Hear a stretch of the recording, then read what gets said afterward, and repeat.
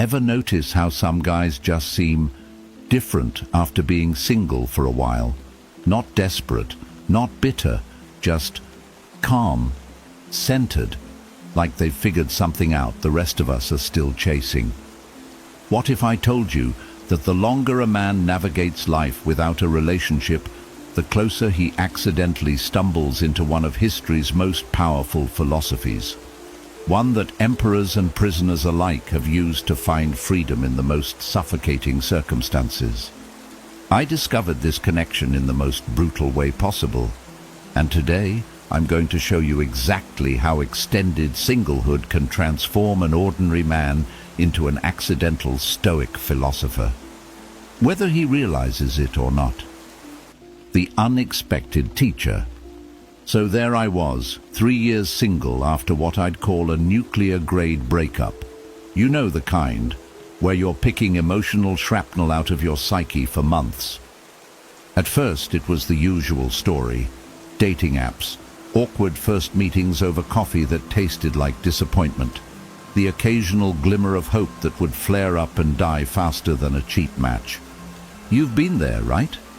That moment when you're sitting across from someone perfectly nice, perfectly attractive, and all you can think is, why am I here? What am I even looking for anymore? That's when something strange started happening. I wasn't getting more desperate. I was getting calmer, more selective, sure, but in a way that wasn't about having impossibly high standards. It was about seeing clearly for the first time. Here's what nobody tells you. When you're single long enough, you start to separate what you actually want from what you've been programmed to want. The societal pressure, the Hollywood rom-com expectations, the timeline everyone's supposed to follow. It all starts to look like what the ancient Stoics would call externals, things outside your control that you've mistakenly attached your happiness to. And this is where it gets interesting, because without realizing it, I was walking the same path as Marcus Aurelius, who wrote, "You have power over your mind, not outside events. Realize this, and you will find strength." But here's what I didn't expect to learn next. The indifferent paradox. You know what's genuinely messed up? The moment you stop desperately needing a relationship is exactly when you become most capable of having a good one. The Stoics had this concept they called preferred indifference, things that are nice to have but shouldn't determine your happiness or self-worth. Good health, wealth, and yes, even relationships. After about year 4 of being single, I noticed something shift in me. When friends would ask, "Still single? How are you dealing with that?" My honest answer became, "Actually, I'm good." Not in that fake, "I'm fine" way we all recognize, but genuinely good. I'd achieved what the Stoics called apatheia. Not apathy, but freedom from being dominated by desires and fears. The difference is subtle but revolutionary. Let me break down what happens in the single man's mind around this time.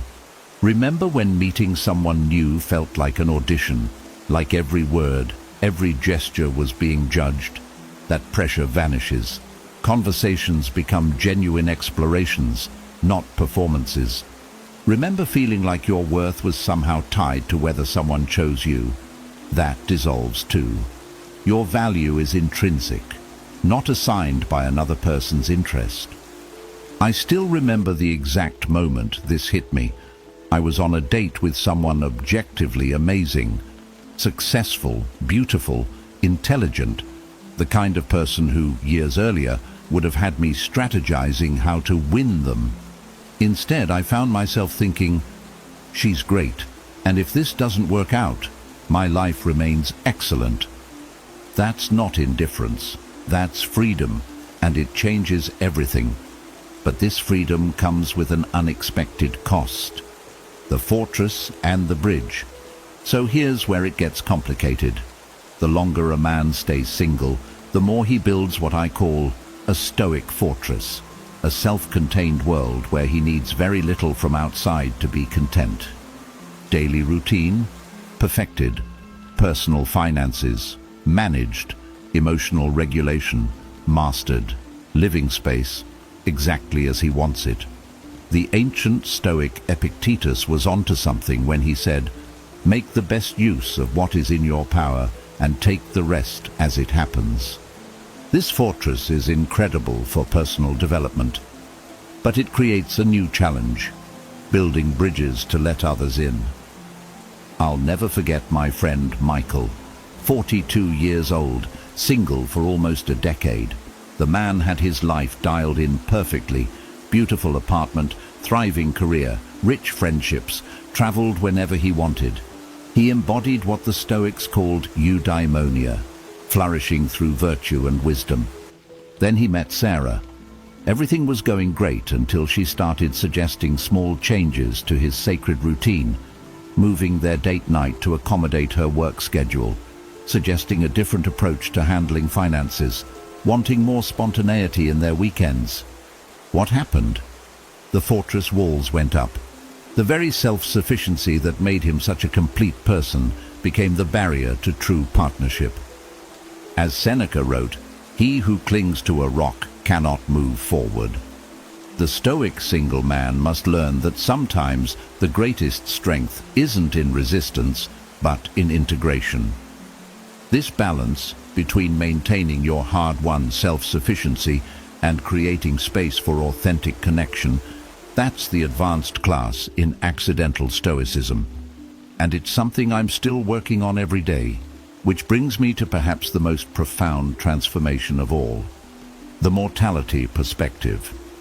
There's this exercise Stoics practiced called memento mori, remember you will die. Sounds dark, I know, but stay with me because this changes everything about how a long-term single man approaches relationships. After 5 years on my own, I had this jarring realization while visiting my grandfather in hospice care. As I sat beside him, holding his hand, I realized he wasn't thinking about his career achievements or possessions. He was remembering connections, moments of love, friendship, and meaningful bonds. That's when it hit me. The Stoic perspective on relationships isn't about need or dependence. It's about conscious choice, about saying, I know I can be complete alone. And yet, I choose connection not from lack, but from abundance. This mortality perspective strips away the trivial concerns that plague early dating. What will my friends think of her? Is she impressive enough on paper? Do we look good together in photos? Instead, it focuses you on what matters. Does this person help me become my best self? Do we face life's challenges as worthy allies? Can we create meaning together? I started asking different questions on dates, not the usual resume exchange, but things like, what gives your life meaning? And what's something you've changed your mind about recently? Questions that reveal character, values, and wisdom, what the Stoics would call the only true goods. As Marcus Aurelius wrote, the happiness of your life depends upon the quality of your thoughts. The longer a man stays single while developing his inner world, the clearer his thoughts become about what partnership truly means. The Paradoxical Preparation.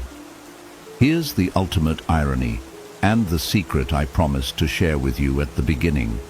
The longer a man practices this accidental stoicism of singlehood, the more prepared he becomes for a relationship of extraordinary depth. Not just any relationship. Not the kind based on neediness or completing each other or escaping loneliness. Something rarer. A partnership of two whole people who choose each other daily, with eyes wide open. I call it the paradoxical preparation. By mastering the art of not needing a relationship, you become capable of having one that's actually worth having. When you've learned to manage emotions rather than be ruled by them. When you've distinguished between what you can and cannot control. When you've built a life of meaning on your own terms. You enter relationships differently. You bring clarity instead of confusion, purpose instead of need, stability instead of chaos. Anthropologist Margaret Mead once said something fascinating about this. When asked about the earliest sign of civilization, she didn't point to tools or weapons. She pointed to a healed femur, a thigh bone that had broken and mended. In the animal kingdom, she explained, if you break your leg, you die. You can't run from danger, hunt for food, or reach water. But a healed femur showed someone had cared for the injured person until they recovered. That's what evolved relationships look like. Two people who don't need each other to survive, but choose to help each other thrive. The accidental Stoic doesn't enter relationships to escape suffering, but to create meaning alongside another sovereign individual. As Epictetus said, he is a wise man who does not grieve for the things which he has not, but rejoices for those which he has. If this resonated with you, I'd love to hear your story in the comments. Are you accidentally practicing Stoicism in your single life? Or have you found other philosophies that guide you? Subscribe for more explorations of modern manhood through ancient wisdom. And remember, as the Stoics would say, the obstacle is the way.